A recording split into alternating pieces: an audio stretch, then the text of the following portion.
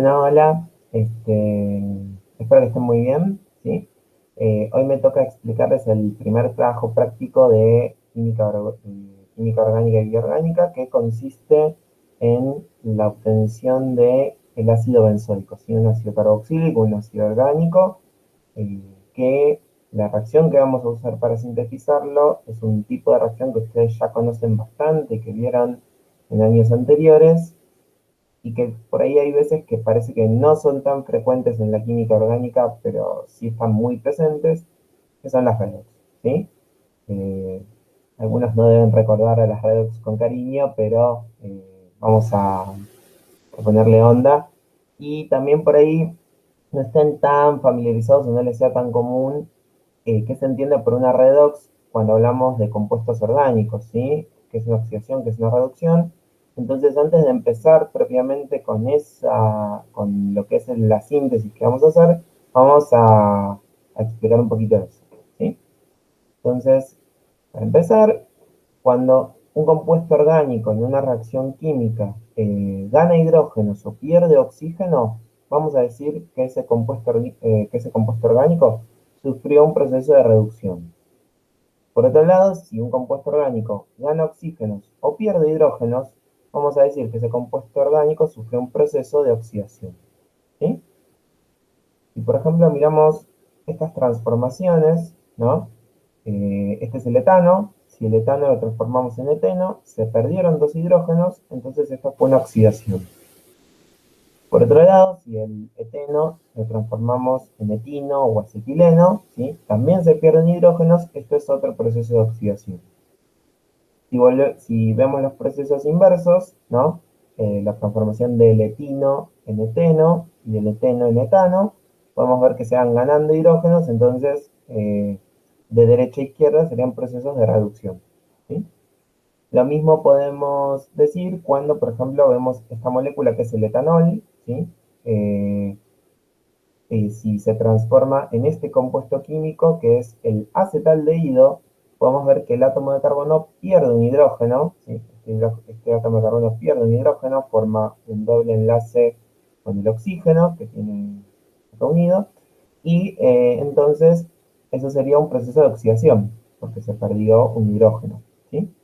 Si este grupo aldehído lo transformamos en este grupo, que es un carboxilato, ¿sí? Es el ácido carboxílico sin su hidrógeno, podemos ver que se perdió un hidrógeno y se ganó un oxígeno, entonces esto es otro proceso de oxidación. Y de igual manera que ocurrió arriba, si vemos los procesos inversos, o sea, el carboxilato que se transforma en el aldehído y el aldehído que se transforma en el alcohol primario, podemos ver que son procesos de reducción, ¿sí? Acá se pierde un oxígeno, se gana un hidrógeno y acá se ganan hidrógenos, ¿sí?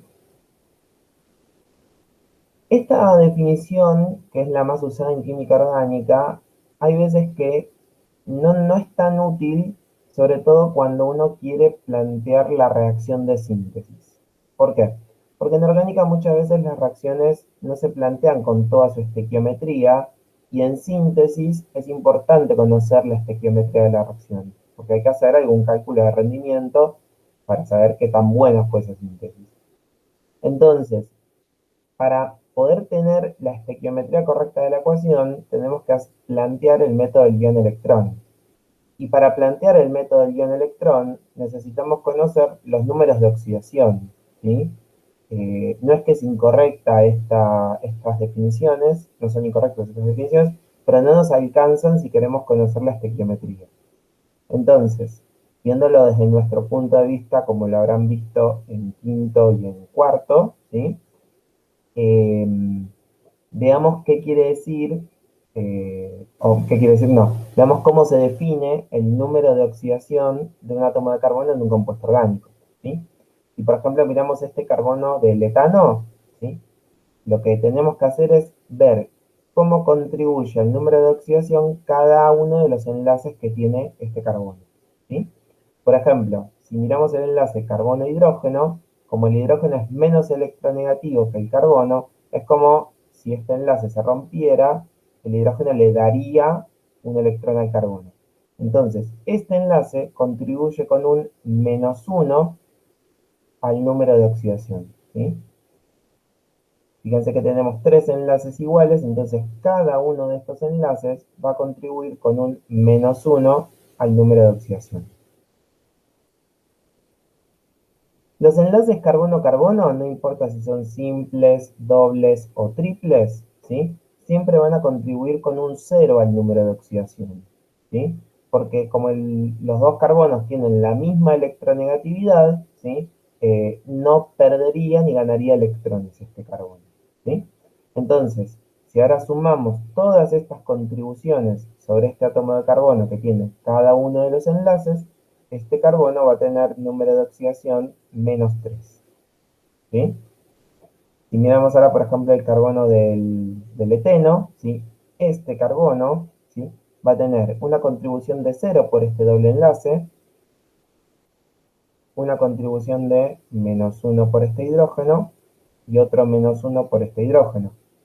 Entonces este carbono va a tener número de oxidación -2. ¿Sí?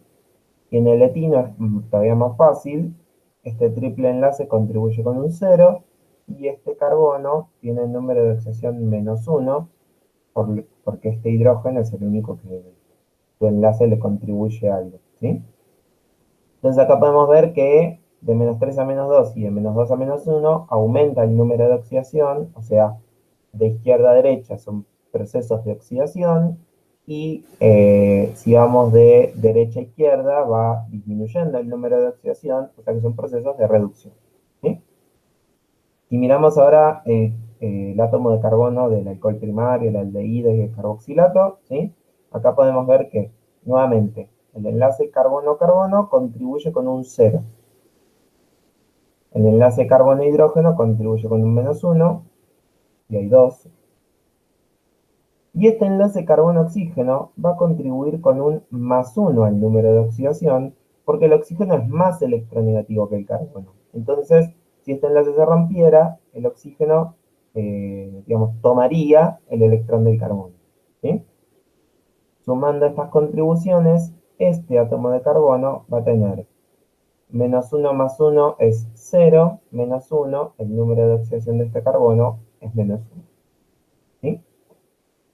En el caso del grupo aldehído, el enlace carbono-carbono contribuye con un 0, el enlace carbono-hidrógeno contribuye con un -1, y este enlace carbono, doble enlace oxígeno, va a contribuir con un +2. ¿Por qué? Porque como hay dos enlaces carbono-oxígeno, si esto lo rompiéramos, el oxígeno tomaría dos electrones del carbono, uno por cada enlace. Entonces, el número de oxidación de este carbono sí es +1. ¿Sí? Fíjense que aumentó. Y si miramos el grupo carboxilato, tenemos una contribución de 0 para el enlace carbono-carbono. Para este enlace doble, al igual que acá, es un +2. Y para este enlace simple es un +1. ¿Sí? Porque nuevamente el oxígeno le tomaría el electrón de carbono si este enlace se rompiera. Entonces, este tiene el número de oxidación +3. ¿Sí? Fíjense entonces que acá va aumentando el número de oxidación de izquierda a derecha y de derecha a izquierda va disminuyendo. O sea que con esta definición del número de oxidación se llega a la misma conclusión que con la definición orgánica. ¿Sí? Bien. Siguiendo ahora sí con la práctica, ¿sí?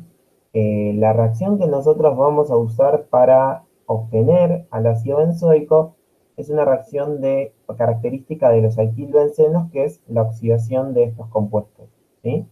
Si no, por ejemplo, tiene un alquilbenceno, que es un benceno con una cadena alquílica unida a uno de sus átomos de carbono, y lo trata con algún oxidante, esa cadena alquílica, ¿sí? Se va a oxidar, va a empezar si tiene varios átomos de carbono, se van a empezar a perder como dióxido de carbono, y el último carbono, que es el que está unido directamente al anillo de benceno, se va a quedar como un grupo carboxílico, ¿sí?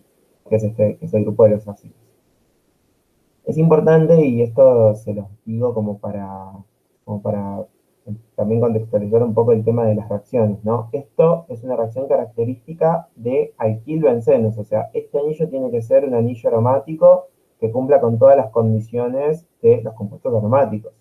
Si yo, por ejemplo, tengo este compuesto que es un ciclohexano ramificado, no se va a oxidar esta cadena lateral si le ponemos un oxidante, ¿sí? Igual esto seguramente lo van a charlar mejor en teoría o lo habrán visto el año pasado. Ahora, muchas veces nosotros cuando escribimos reacciones orgánicas, como les comenté antes, por ahí las escribimos medio simplificado, por ahí escribimos corchetes O, donde esto representa un oxidante, y no lo aclaramos porque en el papel por ahí nos interesa ver más las transformaciones que sufre el compuesto orgánico. Pero cuando uno va al laboratorio es importante conocer la identidad de este oxidante o qué es este oxidante, ¿sí? Entonces, lo que podemos usar para llevar a cabo esta reacción química, ¿sí? Es el permanganato de potasio en medio hidróxido de sodio y con calentamiento a reflujo. Este triangulito quiere decir calentamiento a reflujo, como un primer paso, y como segundo paso una hidrólisis ácida. Siempre que escribamos hidróneo estamos queriendo decir que estamos agregando un ácido acuoso, ¿sí? Un ácido inorgánico generalmente. O también podríamos usar como oxidante el dicromato de potasio en medio ácido, ¿sí? En la práctica nosotros la opción más preferida es la del permanganato porque el dicromato, el cromo 6, ¿sí? Es cancerígeno. Entonces, si bien como reactivo químico tiene muchas bondades y con responsabilidad se puede usar, es mejor siempre buscar alternativas que sean más benignas, ¿sí? Bien, entonces esto es más o menos el marco teórico que uno tiene que tener para poder encarar la síntesis, ¿sí? Así que ahora vamos al laboratorio, ¿sí? Vamos a lo que vamos a hacer. Que ustedes tienen la guía también subida al Classroom con este video, pero vamos a trabajar un poquito el esquema de trabajo y vamos a ir analizando los pasos de la síntesis, ¿sí? Entonces, dijimos que nosotros vamos a usar como oxidante permanganato de potasio en hidróxido de sodio con calentamiento a reflujo en medio ácido, y el reactivo del cual vamos a partir es este aquí, es este alquilbenceno, que es el tolueno, ¿sí? Entonces, este grupo metilo que está unido al grupo a la ancha de benceno, ¿sí? Se va a oxidar y se va a transformar en el grupo carboxílico y vamos a obtener al ácido bencénico. ¿Qué es lo que cómo vamos a empezar la práctica? En un balón vamos a colocar estos reactivos, 3 mililitros de tolueno, 120 mililitros de agua, 3 mililitros de hidróxido de sodio, 7 gramos de permanganato de potasio y piedra porosa, ¿sí? ¿Por qué vamos a colocar la piedra porosa? Porque esta mezcla la vamos a calentar, ¿sí? La vamos a calentar de una forma muy particular, que es a reflujo, donde vamos a usar este aparato, ¿sí? Y como veces, como este calentamiento va a llevar una hora, ¿sí? Y es un calentar una hora de ebullición, para evitar que la ebullición sea muy violenta dentro del balón, se coloca en esta piedra porosa, ¿sí? Otra cosa que tenemos que tener en cuenta es que fíjense que la mayoría de los reactivos inorgánicos van a quedar disueltos en agua y el tolueno, fíjense que es un hidrocarburo aromático que no es miscible con el agua. Entonces, esporádicamente vamos a tener que agitar, ¿sí? Por lo menos hasta que entre en ebullición y el sistema solo empiece a moverse, ¿sí? Eh, para que la superficie de contacto sea la mayor posible, ¿sí? Y de esa forma que se tenga lugar la reacción. Otra cosa es que vamos a usar un calentamiento de reflujo justamente porque el tolueno, si se calienta, es volátil e inflamable. Entonces, este equipo lo mantiene a salvo y la idea es que recuerden que en el calentamiento de reflujo se usa este refrigerante, ¿sí? Por el cual corre agua. El agua tiene que entrar por abajo y salir por arriba, ¿sí? Acá llevan dos mangueritas. Y cuando la mezcla acá que está siendo calentada se empieza a evaporar o empieza a ebullir, ¿sí? Los vapores llegan a esta parte donde está el agua que circula, se enfrían y vuelven a condensar, ¿sí? En esta hora de calentamiento reflujo, ¿sí? Se va a producir la reacción donde el tolueno, ¿sí? Acá fíjense que tenemos, esta es como la fórmula abreviada del tolueno, este es el anillo de benceno y este es el grupo metilo, y su número de oxidación, se va a transformar en el grupo carboxilato primero, ¿sí? ¿Por qué carboxilato? Porque estamos en medio básico. Entonces, en medio básico, el ácido carboxílico no está como ácido carboxílico. Este hidrógeno es captado por el oxidrilo y se forma agua. ¿Sí? Y al ser un medio levemente básico, porque fíjense que estamos agregando poquitos mililitros de hidróxido de sodio bastante diluido, ¿sí? Eh, el permanganato de potasio se va a reducir a dióxido de manganeso. ¿Sí? Una vez que terminamos la hora de calentamiento a reflujo, lo que tenemos que hacer es dejar enfriar el sistema y vamos a agregar 5 a 10 mililitros de etanol para destruir el exceso de permanganato. ¿Sí? Piensen que el permanganato de potasio tiene que estar en exceso para asegurarme que todo el tolueno se oxide. Si no, vamos a tener una parte del tolueno que no se va a oxidar y de hecho va a ser un poco molesta porque va a quedar como una especie de aceite en toda la mezcla acuosa. Si yo logro que todo el tolueno se oxide a benzoato, ¿sí? No me queda fase orgánica y el benzoato, al ser un anión, ¿sí? Queda disuelto en el agua. ¿Sí? Entonces, después, obviamente, para que también destruir este exceso de permanganato, para que no me quede también exceso de permanganato, lo que vamos a agregar es 5 a 10 mililitros de etanol, agreguen 5 mililitros. Si ven que todavía queda permanganato, que lo van a observar porque el sistema va a estar de color violeta, el permanganato es violeta, agregan otros 5 mililitros y lo que deberían observar es que justamente en el balón queda una dispersión de dióxido de manganeso que es pardo. ¿Sí? No vamos a desarmar el equipo en este punto, vamos a dejar que se enfríe, cuando más o menos esté tibio, ahí podemos agregar el etanol, y lo vamos a agregar por esta parte superior del refrigerante. ¿Sí? Y acá tenemos las ecuaciones balanceadas de qué le pasa al etanol. El etanol se oxida a acetato, ¿sí? De la misma forma que el tolueno acá se oxida a benzoato, o sea, acá el etanol se oxida a acetato por la acción del permanganato, y todo me queda como dióxido de manganeso. Entonces, esto también tiene una ventaja experimental. En lugar de quedarme el permanganato como una impureza soluble, lo transformo todo en dióxido de manganeso, que es una impureza insoluble, o es un subproducto, mejor dicho, más que una impureza, insoluble que lo puedo separar fácil. ¿Sí? Bien, una vez que terminamos todos estos pasos, ¿sí? ¿Qué nos quedó en el balón? Bueno, nos quedó el benzoato, que es lo que nos interesa, que es lo que que es nuestro benzoico hecho sal. Queda acetato, que viene de la oxidación del etanol, queda etanol, queda hidróxido de sodio, que dio el medio, queda dióxido de manganeso, que es sólido, y queda piedra porosa. ¿Sí? Recuerden que la piedra porosa la habíamos agregado antes. La piedra porosa la podemos sacar con una espátula, ¿sí? Porque son trozos grandes y no va a contribuir a que se pierda, digamos, mezcla, ¿sí? Pero para el resto de los compuestos, para aislar este benzoato, vamos a seguir una serie de pasos, ¿sí? El primero va a ser hacer una filtración al vacío, ¿sí? Donde en el filtro me va a quedar el dióxido de manganeso y en el filtrado me van a quedar el resto de los componentes que están en solución acuosa, ¿sí? Este filtro lo vamos a lavar con más o menos 2 o 3 mililitros de agua caliente para que lo que haya quedado pegado al dióxido de manganeso también pase al filtrado, ¿sí? Una vez que obtenemos el filtrado, lo que vamos a hacer es evaporar para reducir un poco el volumen de esta solución, ¿sí?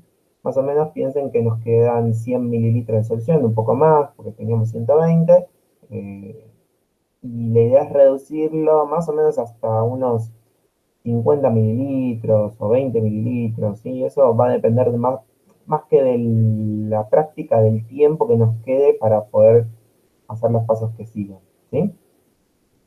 En la práctica creo que dice que lo reducimos a 10 o 20 mililitros, pero vamos a ver hasta dónde llega.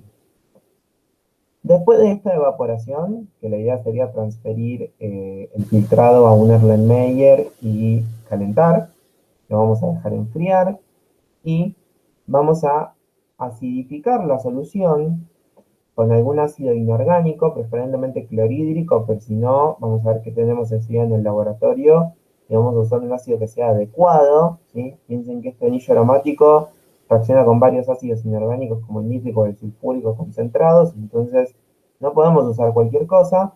Y acá se va a obtener ácido benzoico que va a precipitar, porque como vimos en el trabajo práctico cero, el ácido benzoico es insoluble en agua fría, ¿sí? Una vez que agregamos bastante ácido clorhídrico y vemos que ya no precipita más, vamos a hacer otra filtración al vacío para separar al ácido que precipitó y vamos a obtener un ácido benzoico que está crudo, ¿sí? O sea, cuando uno habla del producto crudo es el producto sintetizado y separado de los otros subproductos, ¿sí? O de los otros compuestos químicos que no me interesan. O sea que este compuesto en realidad tendría que tener más pasos de purificación. Con el filtrado lo que vamos a hacer es, le vamos a agregar unas gotitas de ácido y vamos a ver si sigue precipitando ácido benzoico. En ese caso tendrán que agregar un poco más de ácido y filtrar lo que les quede y juntarlo con lo que ya filtraron. Y si no precipita nada, eso se puede descartar, ¿sí? Este ácido benzoico crudo, los pasos que tenemos que seguir es hacer una recristalización en agua y tomar su punto de fusión. La recristalización la vimos en el TP pasado. Vamos a disolver la cantidad de benzoico, vamos a disolver el benzoico en la menor cantidad de agua posible, ¿sí? Lo bueno sería pesar este benzoico así crudo como está para tener una noción de cuánto obtuvimos y qué volumen usaríamos. Eh, y después vamos a tomar su punto de fusión para caracterizarlo, para ver si ese ácido benzoico está puro o no. Entonces, fíjense que más allá de la teoría de las reacciones orgánicas y de todas las teorías propias que tiene la química orgánica, hacer una síntesis orgánica en el laboratorio tiene un montón de consideraciones que en el papel no las escribimos, ¿sí? O sea, la química orgánica no es toda teoría, es bastante, cuando vamos al laboratorio, tiene bastante detalle experimental, ¿sí? Que bueno, es un poco la idea de lo que queremos que aprendan en esta materia, ¿sí?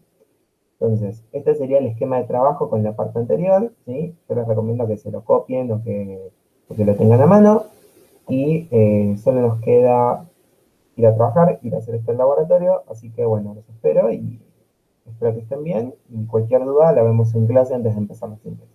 Así que un saludo grande y nos vemos.